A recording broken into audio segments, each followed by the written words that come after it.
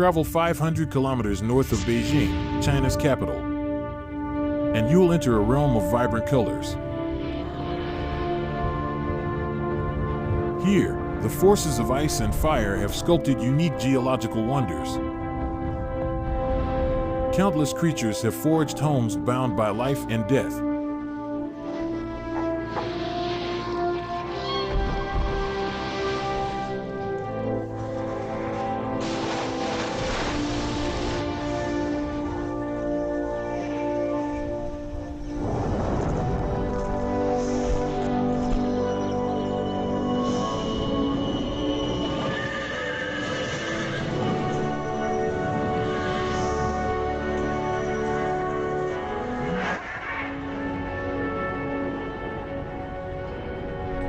This vast land of mountains, grasslands, lakes, and sandy land challenges life with extremes. Drought and moisture, abundance and scarcity, harshness and gentleness. Adaptation is the key to survival. This is Hexigten, where life endures in an ever-changing world.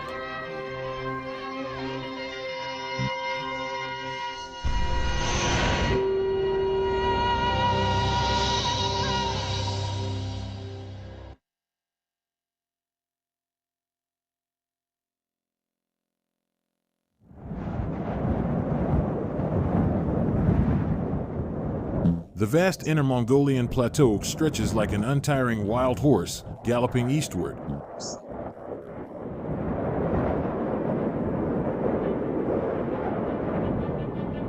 Blocking its path is a mountain range stretching for thousands of kilometers. The Hexigten Mountains. Hexigten and Hexigten comes from the Manchu language, meaning freezing place.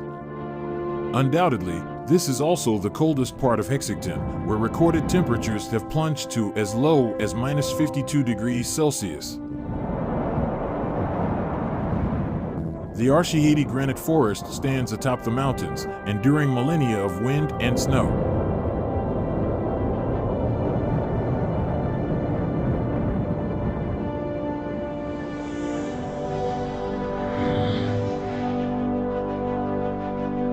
During the last ice age, over 10,000 years ago, glaciers repeatedly cut and stripped the hard granite.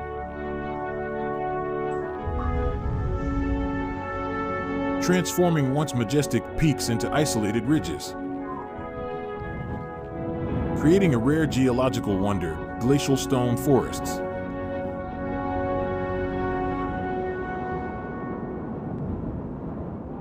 It's hard to imagine, but even in this frigid land, signs of life persist.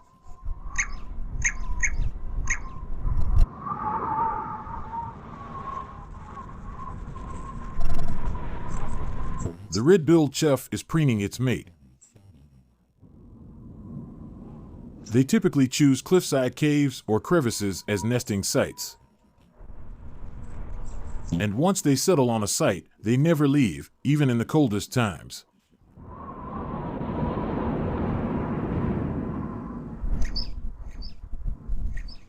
Every morning, red-billed choughs embark on long journeys together to forage, returning only after 5 to 6 hours.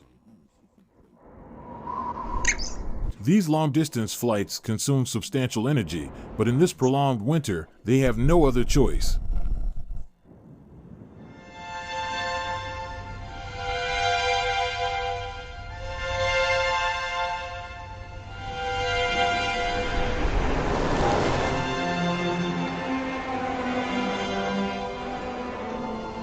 The dominant stag led the herd of red deer through the mountains for hours. Finally, near the summit, they found an ideal spot in an Asian white birch forest. This area, sheltered from the wind, has open terrain that makes it easier to find food. More importantly, there is no threat of predators intruding. Shielding the red deer from the cold winds is the Hexigten granite forest, which, with its enduring stance against the erosion of wind and snow, inadvertently provides a sanctuary for the deer. If all goes well, the herd will spend the entire winter here, and the pregnant ones will give birth to their fawns in early spring.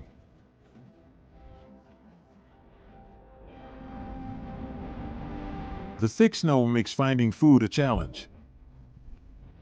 The elusive roe deer take a bold risk, venturing out of the forest into the open woodland edge.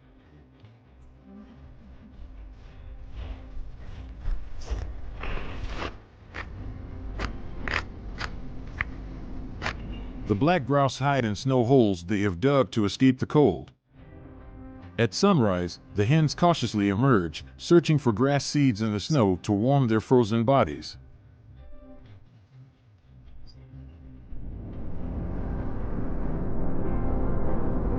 The male black grouse, known for their aggressive nature, have a habit of defying expectations, even choosing the closest spot to the sun to bask. This creates a warm winter scene, but they are unaware of the approaching danger. Winter is the most challenging season, whether you are a predator or prey. Foxes have learned the art of patience, knowing they cannot confront the much larger roe deer. However, their keen sense of smell tells them that this morning might bring an unexpected meal. With the warmth of the sun, the male black grouse regain their vitality. One descends from its perch to join the others in their meal.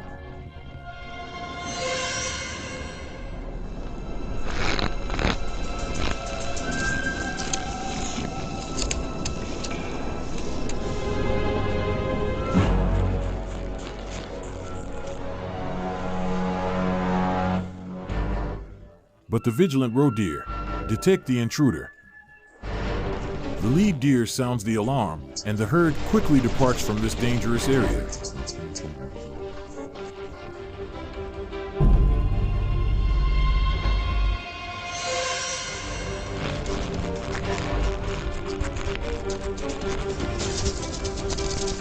The roe deer's actions disrupt the fox's plan, and the black grouse scatter, seeking cover.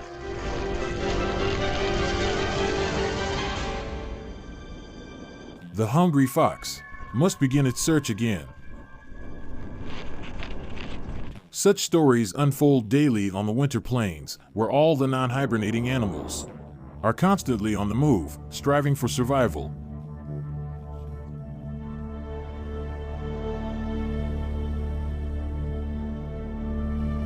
For billions of years, the collision between the Eurasian plate and the Pacific plate has lifted the Daxing-Enling Mountains to their current height. The highest peak of the Daxing-Enling Range, Huanggang Mountain, stands here at 2,036 meters.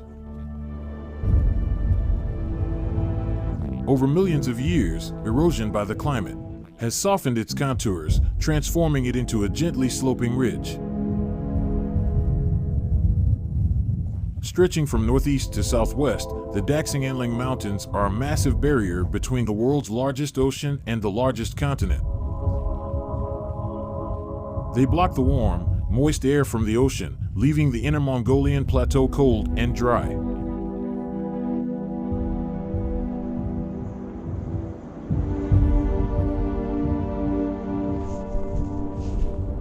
The hen harrier spends its summers in the mountains and migrates to the lowlands in winter to search for food. It watches the grass intently.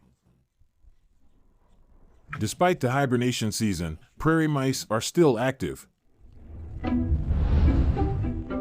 As expert burrowers, they have tunnels everywhere beneath the barren soil.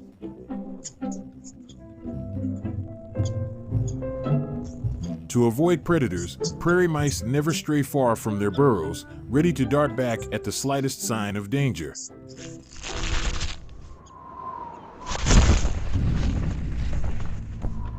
The hen harrier, however, has a deadly tactic for dealing with these prairie mice. A hen harrier hovers above, then suddenly breaks in midair. With poor eyesight, the prairie mouse keeps a vigilant eye on the sky.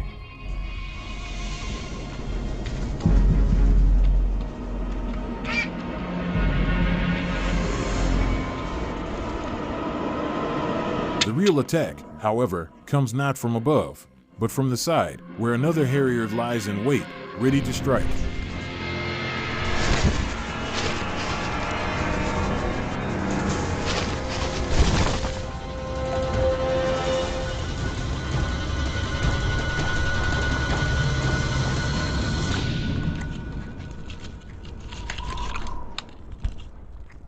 A prairie mouse consumes its own weight in grass each day. Their overpopulation could turn a lush grassland into a barren wasteland. The presence of the hen harrier is a blessing for this grassland. Following the scent of prey, the fox made its way to the fence of a herder's home, where it finally paused. This is the easternmost part of the Hexigten sandy land and the warmest place in Hexigten during winter. The Hexigten sandy land lies west of the Daxing'anling Mountains, stretching over 400 kilometers. It is the closest source of sand to Beijing. The rolling dunes and scattered elm trees make it a sheltered haven from the wind.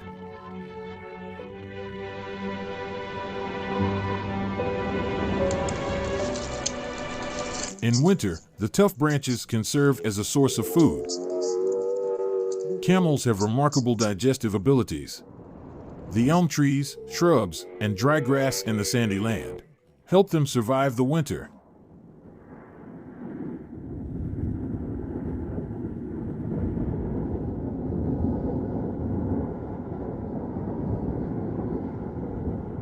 Just as camels choose the sandy land, herders also build their winter homes deep within it.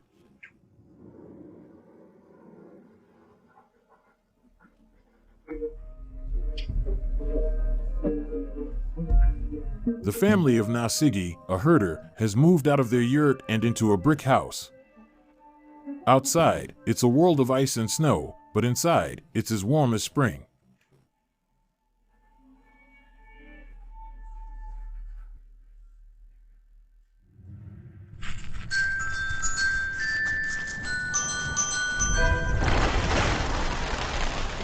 Where there are people, there is food, and this is the truth for sparrows. Grass seeds scattered around the house attract flocks of sparrows, along with a few magpies. The herder's home is like an oasis in the desert, sheltering various forms of life.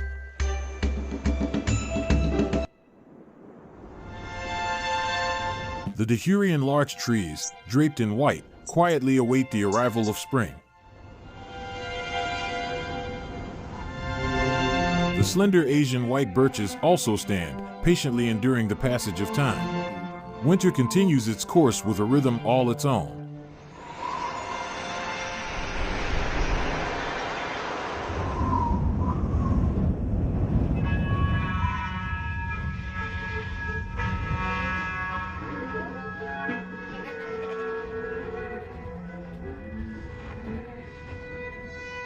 At the foot of the Arshihedi stone forest lies the winter camp of the herder Eriding Botter.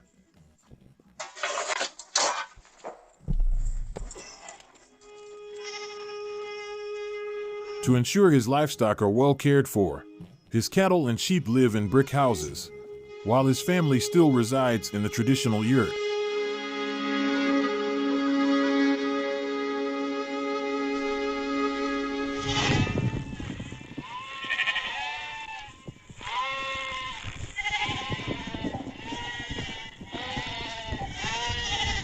Eriding Botter has 4 sons, which allows his family to maintain a larger pasture and more cattle and sheep. Few herders still raise horses, but the stubborn Botter refuses to give it up.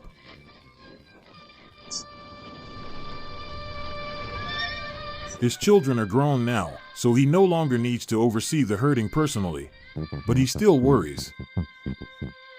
Their horses have been roaming for more than 20 days.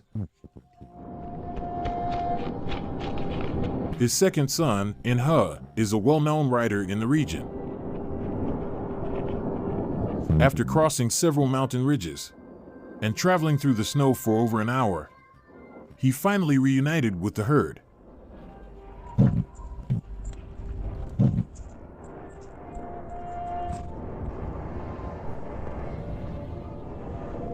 These are Mongolian iron-hoofed horses, unique to the Hexigten grasslands. Their ancestors were the finest warhorses, renowned for their ability to gallop vast distances without the need for horseshoes, a source of pride for the nomadic people.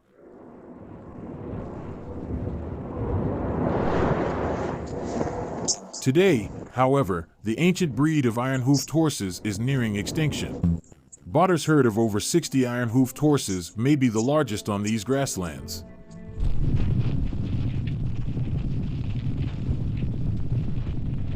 But how much longer Botter can continue is becoming a pressing question. Beneath this winter pasture lies high-grade iron ore, and mining companies have already approached him with a high price offer to lease the land. If Botter agrees, this winter could be the last time his family and their iron-hoofed horses spend the season here.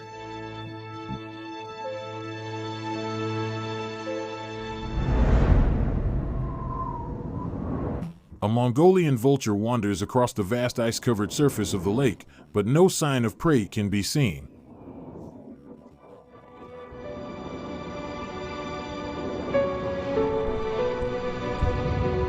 Dalinor Lake, located in the northwest corner of Hexigten, is named after the Mongolian word for sea.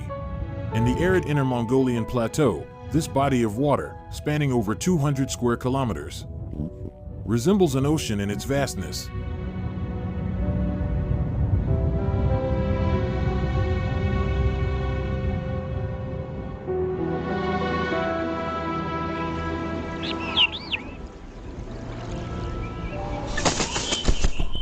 Among all the animals enduring the harsh winter, the red-throated thrush is the luckiest. Living in the transitional zone between the mountains and the grasslands, they have discovered a remarkable place to feast on fresh aquatic plants throughout the entire winter.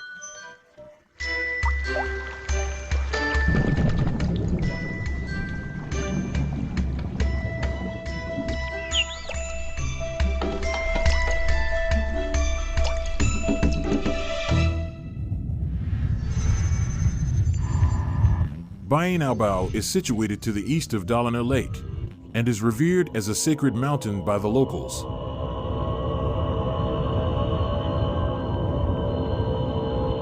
In the eyes of the Mongolian people, this sacred mountain is an extinct volcano. The geothermal heat seeps through the earth's cracks, giving Beijing a spring that never freezes. The warm spring water gathers to form a river that never freezes. The temperature difference of over 40 degrees Celsius causes the water vapor to condense on the dry grass, creating an unbelievable scene. All the life forms struggling to survive the bitter cold find warmth here.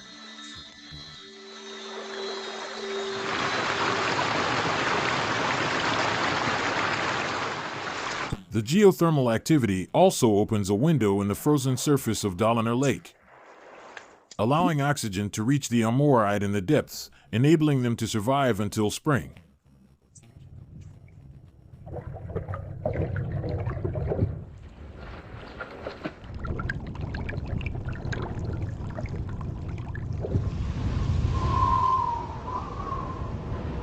Dalinor Lake is a typical highland inland lake where intense evaporation continually increases the salinity and alkalinity of the water, making it impossible for freshwater fish to survive.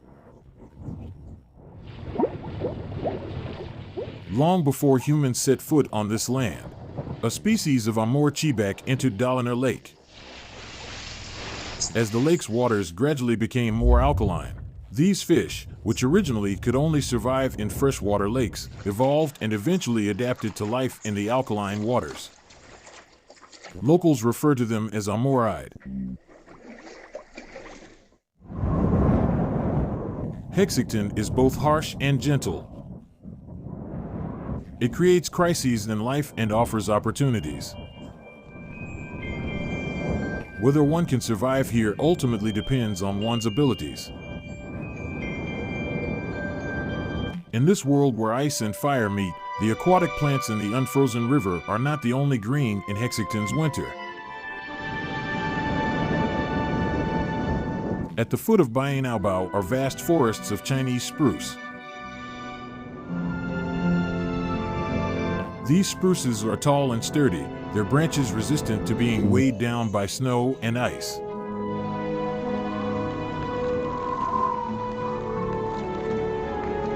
The fine needles are covered with a waxy coating that prevents moisture loss. To adapt to the sandy environment, they have developed powerful root systems, resulting in a unique phenomenon. The sand spruce forests, the only ones of their kind in the world.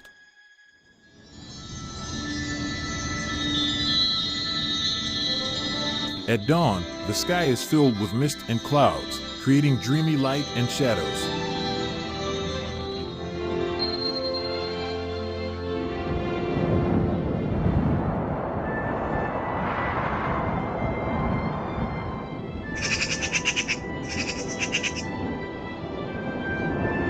In this season, there's little in the wild that can satisfy a magpie's hunger.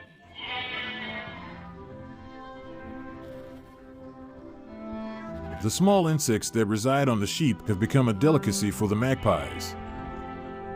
Clearly, the sheep also enjoy the magpie's grooming and soothing presence. To conserve winter forage, herders continue to graze their livestock even in winter. However, Nasigu only drives the sheep out of the pen once the sun has risen higher in the sky.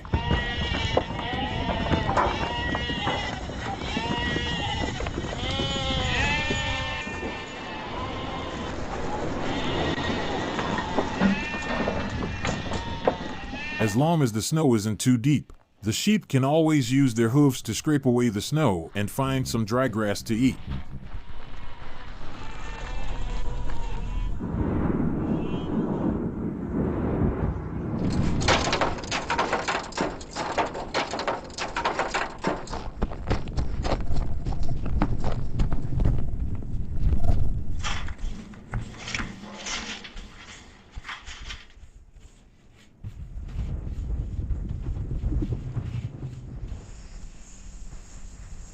During winter grazing, livestock can only partially satisfy their hunger in the wild, so the herders must supplement their feed.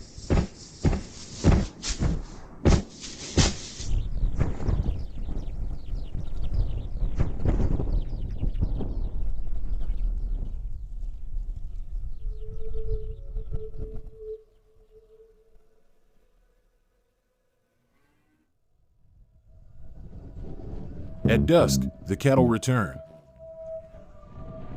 Most of the livestock kept for winter are females, carrying the hope for the next year. These treats made from coarse grains are the herders' carefully prepared extra meals for their animals. Ensuring the livestock safely survive the winter keeps the herders busy and hard at work.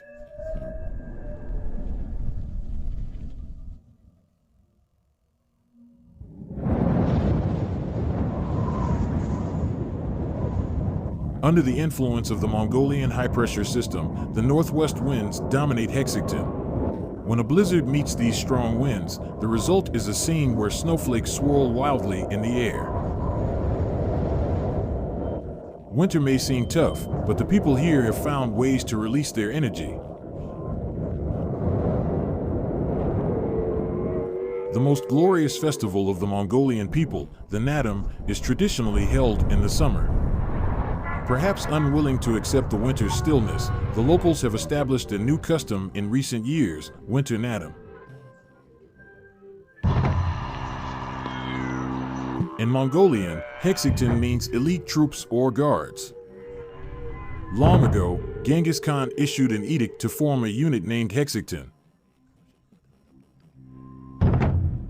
The descendants of this unit were later granted these grasslands, and thus, the area became known as Hexigten.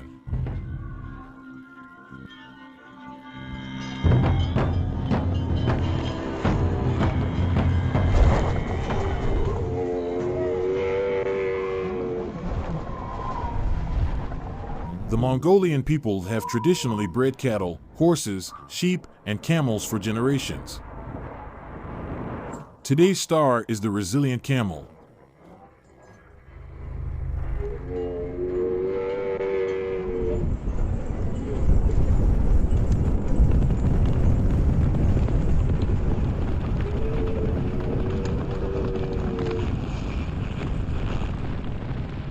In fact, their speed in long-distance races rivals that of horses, and their endurance far surpasses them. In the vast, snow-covered landscape, this lively celebration between humans and camels is the most exhilarating moment of the winter.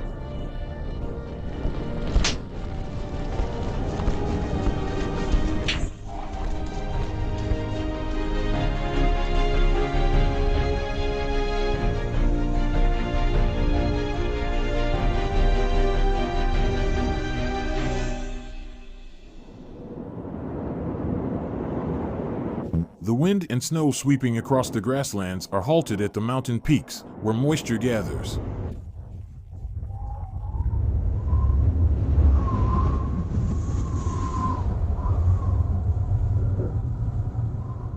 The branches have turned into ice sculptures.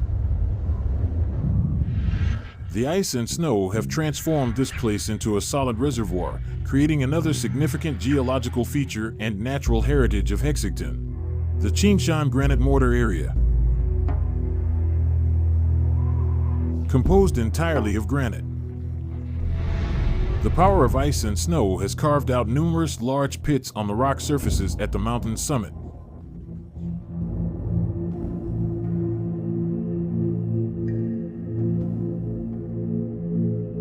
Under the continued influence of ice, snow, and strong winds, these pits are quietly expanding, opening up new spaces for life to enter.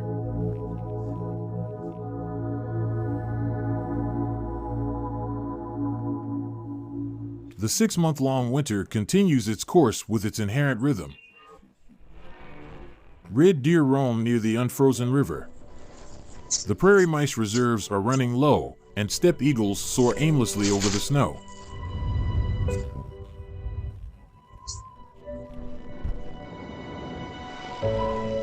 For animals that have endured months of harsh cold, their strength is waning, and food is becoming increasingly scarce. Yet, they still have the will to persist. By mid-March, the rising sun starts to exert its power. The melting ice and snow gather into streams, forming rivers.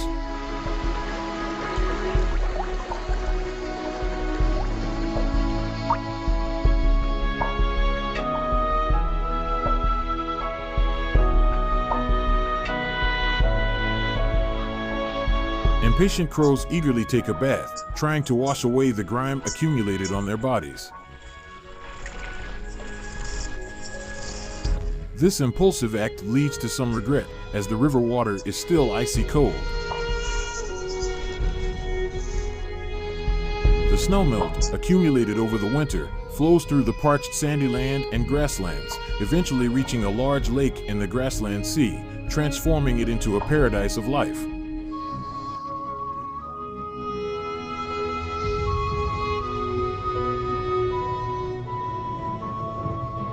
As temperatures rise, the surface layer of the soil begins to thaw, and the roots and seeds embedded within attract hungry foragers. The crows that stayed behind were quick to seize the opportunity, soon joined by magpies.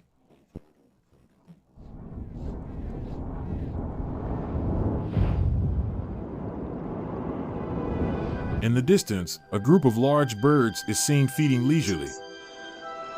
As the camera zooms in, we can hardly believe our eyes. They are a critically endangered species of grassland bird, the great bustard.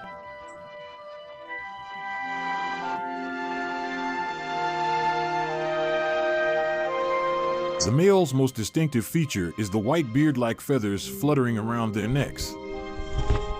It's clear they have also come here to breed.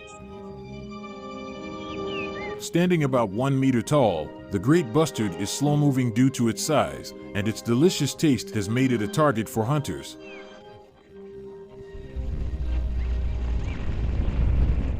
Once widespread across the northern hemisphere, this majestic bird is now on the brink of extinction. As we attempt to get closer, the great bustards fly out of our sight.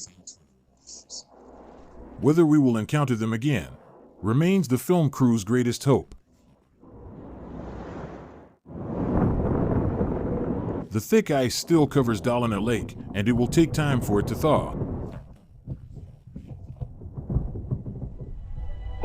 However, the migratory birds always arrive ahead of spring. On the migration route of Northeast Asian birds flying north, Dalinor Lake acts like a giant magnet, drawing in large flocks of birds.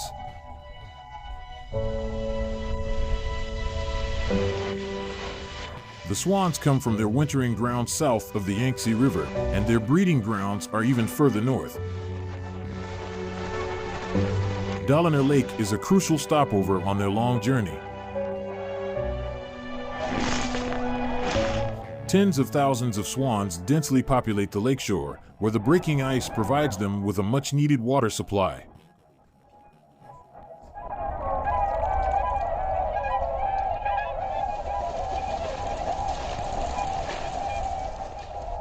Sharing the lake with the swans are ruddy shell ducks, which also feed on aquatic plants.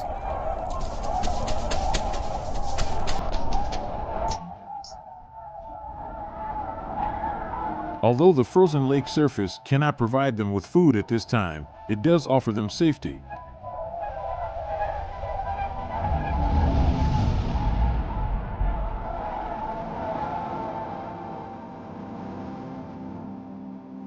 Dalinor Lake boasts a vast surface area and flat shorelines. In early spring, the wetlands around the lake are dotted with undulating frost mounds, formed when the water in the soil freezes and expands during winter.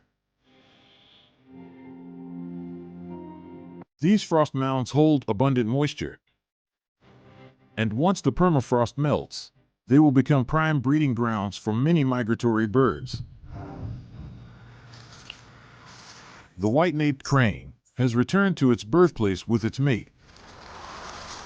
Their first priority isn't to eat, but to find a suitable breeding territory. The upcoming tasks of mating, laying eggs, and incubating will require a great deal of energy, necessitating a large territory to ensure ample food supply.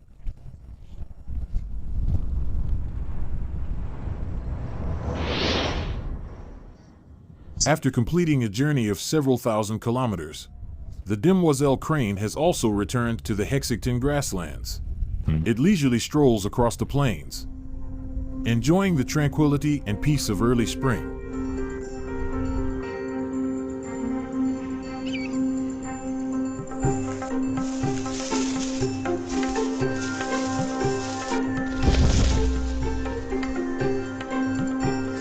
As more birds arrive, the sky fills with eagles, and foxes roam the ground, bringing new life to the once quiet Hexigten.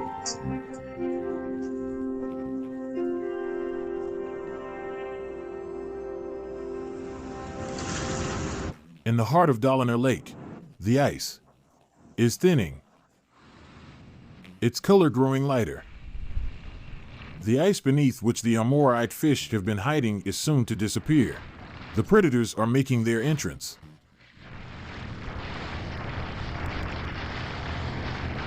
The sight of herring gulls gathering along the lakeshore is breathtaking, while flocks of cormorants arrive in formation overhead. Both the black cormorants and the herring gulls are renowned fish hunters, keenly watching the lake surface as they await their first big meal of the spring.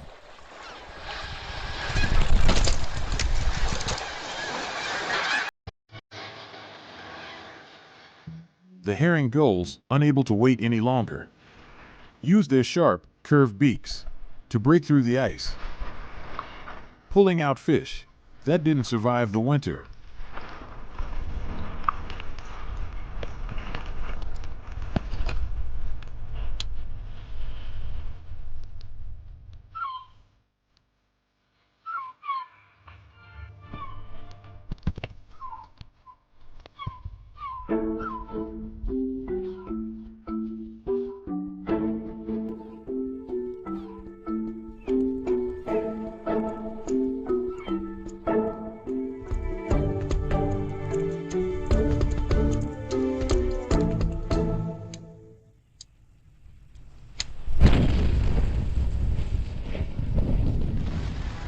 Suddenly, for reasons unknown, the herring gulls scatter in panic.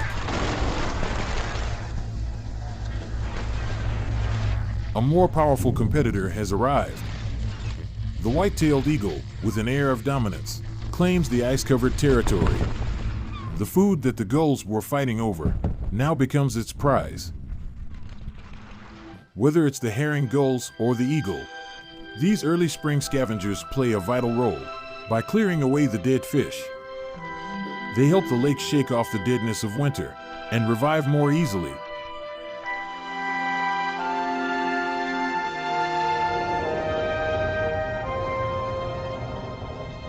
Spring is near. Yet winter can unexpectedly make a fierce comeback. The arrival of a sandstorm is preceded by signs. Strong winds alert the birds to quickly find shelter.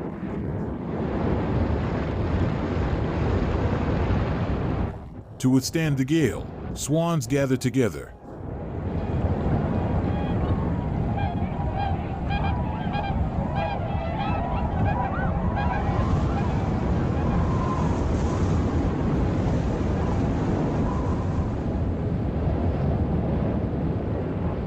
Opportunists take advantage of the situation.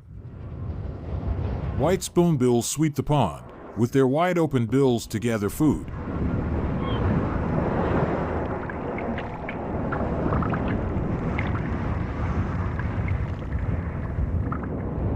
The wind speeds during a sandstorm can exceed 10 on the Beaufort scale, with sand particles so dense that daylight turns to darkness in an instant, and temperatures drop by more than 20 degrees.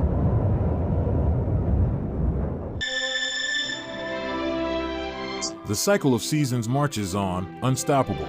After the sandstorm, the swans are gone. But the birds that have come here to breed remain, all of them waiting.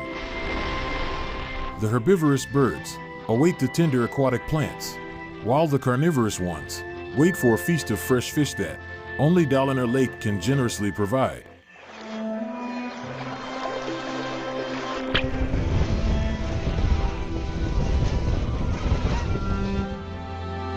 By mid-April, under the warm sunlight, temperatures rise rapidly, and the lake ice quietly melts. After spending most of the winter beneath the ice, the Amurite fish leave the deep waters, embarking on a life-or-death journey that will determine the fate of their species. Through millennia of evolution, the Amurite have adapted to the high salinity of the lake. But one unchangeable fact remains: their eggs can only hatch properly in fresh water. Fortunately, for freshwater rivers surround Dalinor Lake, offering the Amurite a natural breeding ground. The longest and most voluminous of these rivers, the Amur River, originates in the Daxing Mountains. Each April, as mountain ice and snow melt, the spring floods of the Amur River surge forth. The powerful current breaks through the ice-blocked river mouth, opening a life-giving passage for the Amurite as they swim upstream to their spawning grounds. Before the Amurite begin their migration, the staff at Dalinor Lake Reserve undertake an important task. They bundle thousands of kilograms of white cottongrass into large bales. These bales will be used to create natural spawning beds for the Amurite. The film crew also begins setting up various specialized filming devices both on the ground and underwater, hoping to capture the spectacular migration of the Amurite.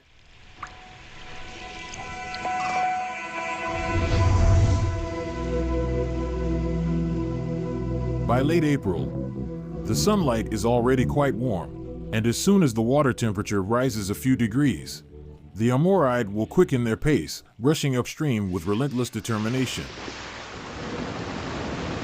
In the afternoon, as the ice and snow melt more rapidly, the narrow river channels become fast and turbulent. The impatient Amurite display their signature leaping ability. However, success is rare. Most challengers are violently pushed back by the raging current.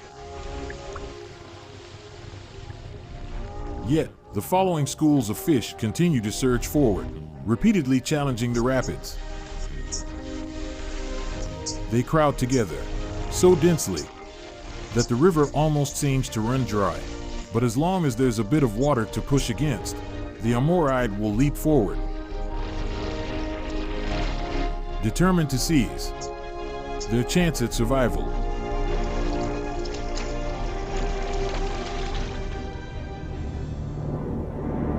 The spawning grounds are located about 10 kilometers from the river's mouth, and the fish eggs can only survive if they attach to aquatic plants. The staff carefully place the bundles of white cotton grass into the water, constructing a massive three-dimensional spawning bed. Unlike the thousands of kilometers traveled by fish migrating between the ocean and rivers, the migration of the Amuride covers only a short distance of about 10 kilometers.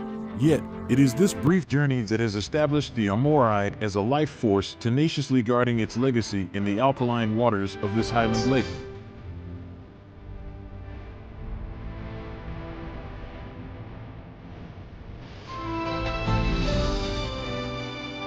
After passing through the shallows, the Amuride faced the most perilous stretch of their journey. Along the riverbanks, the early arriving birds watch intently. No longer interested in dead fish, they eagerly prepare to partake in this annual feast of live prey.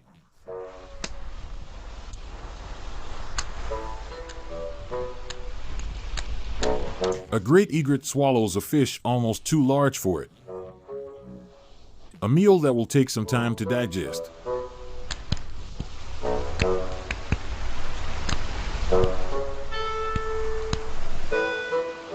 The patient gray heron waits calmly by the densely packed fish, easily securing a satisfying meal.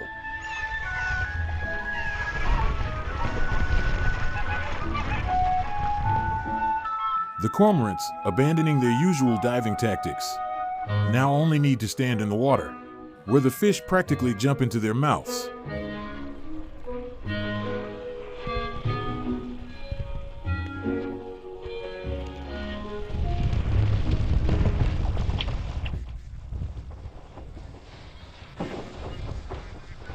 Having grown tired of dead fish, the herring gulls now gorge themselves on fresh ones.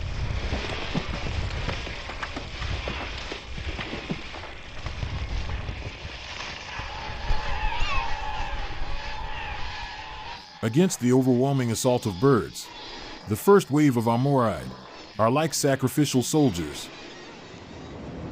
For the survival of the entire species, sacrificing some is a necessary cost.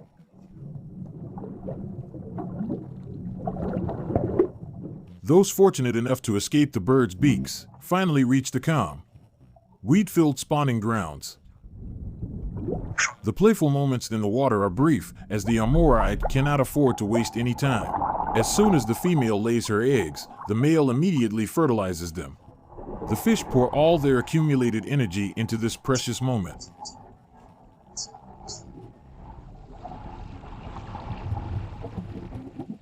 On the carefully arranged aquatic plants, the fertilized eggs glisten with life.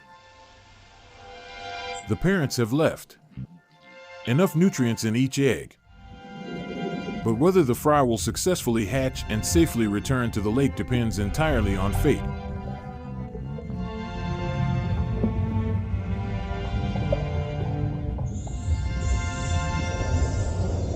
By early May, the temperature rises sharply, and the late arriving spring leaves little time for the Amuride.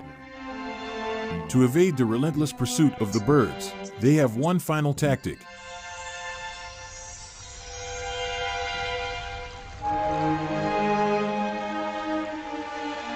On a night with a full moon, the roar of the river gradually quiets as night falls. At this moment, the water erupts with crackling sounds. The Amuride are finally on the move. This unstoppable force, driven by the urge to reproduce, creates the most magnificent spectacle of Hexigten's breeding season. Without winter's grip and accumulation, life wouldn't burst forth. Without the challenge of harsh conditions, life's miracles wouldn't emerge. In Hexigten, there are no unchanging rules. In this unpredictable world, every living being must seize fleeting opportunities, giving their all, not just to survive, but to ensure the continuation of life.